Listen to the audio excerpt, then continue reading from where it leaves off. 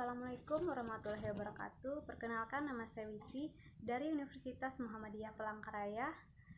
Saya membuat video ini untuk memenuhi tugas akhir dari mata kuliah Aplikasi Komputer 2 dengan dosen pengampu Irmaningsih STMT.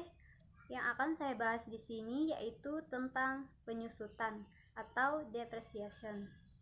Penyusutan atau depreciation adalah alokasi biaya perolehan atau sebagian besar harga perolehan suatu aset tetap selama masa manfaat aset itu. Besar nilai yang akan dapat disusutkan adalah selisih antara harga perolehan dengan nilai sisa, yaitu nilai aset itu pada akhir masa manfaatnya. Setiap perusahaan memegang peranan penting dalam menentukan metode apa yang akan digunakan, dan hal ini akan berpengaruh pada besarnya beban penyusutan. Selanjutnya, definisi penyusutan menurut para ahli.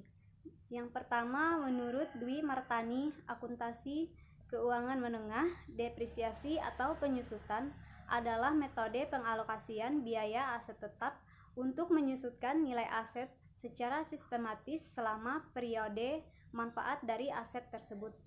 Sedangkan menurut Skousen et al. Intermediate Accounting menjelaskan bahwa penyusutan adalah alokasi sistematis dari harga perolehan aktiva selama periode-periode berbeda yang memperoleh manfaat dari penggunaan suatu aktiva.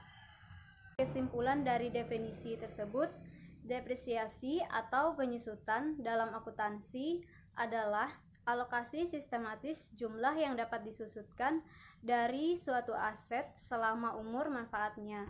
Penerapan depresiasi akan mempengaruhi laporan keuangan termasuk penghasilan kena pajak suatu perusahaan. Selanjutnya yaitu metode yang paling mudah dan paling sering digunakan untuk menghitung penyusutan adalah metode penyusutan garis lurus atau straight line method. Tapi selain itu, ada pula metode penghitungan lain yang bisa juga digunakan. Contohnya seperti metode penyusutan dipercepat, penyusutan jumlah angka tahun, dan saldo menurun ganda. Baik, di sini saya menggunakan metode penyusutan garis lurus, yang mana metode ini merupakan metode penyusutan yang sederhana dan paling banyak diterapkan pada perusahaan. Penerapan metode ini didasarkan dari beberapa anggapan berikut ini. Yang pertama, biaya tidak dipengaruhi oleh produktivitas atau penyimpangan efisiensi. Kedua, biaya pemeliharaan dan perbaikan untuk setiap periode jumlahnya relatif stabil. Dan ketiga, kegunaan ekonomis dari aktiva menurun proporsional setiap periodenya. Metode garis lurus penyusutan merupakan biaya yang sama atau tetap setiap periodenya. Metode ini sebaiknya digunakan untuk menghitung penyusutan aktiva tetap yang dipengaruhi perjalanan waktu atau bukan oleh tingkat pemakaian. Contohnya penyusutan gedung, peralatan, dan sebagainya. Di sini saya mempunyai salah satu contoh soal, yaitu pembelian 1 unit mesin pada awal tahun dengan harga 50 juta dengan nilai sisa sebesar 5 juta dan umur ekonomisnya diperkirakan selama 5 tahun.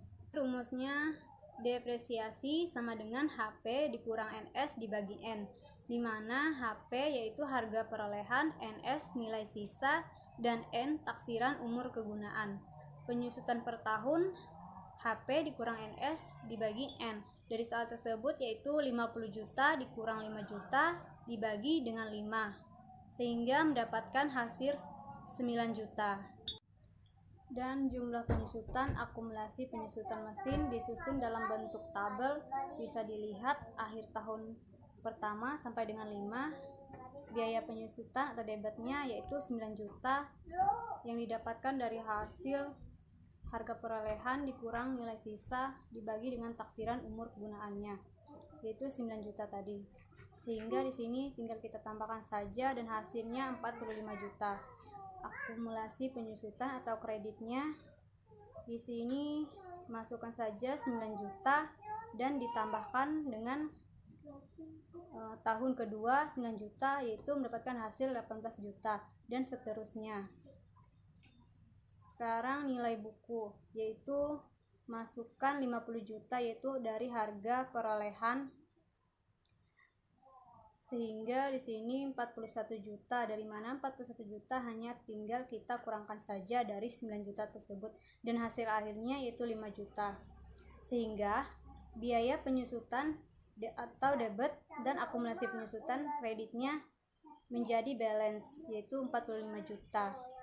Sekian video yang dapat saya sampaikan, semoga bermanfaat untuk semua. Jangan lupa di like dan di subscribe.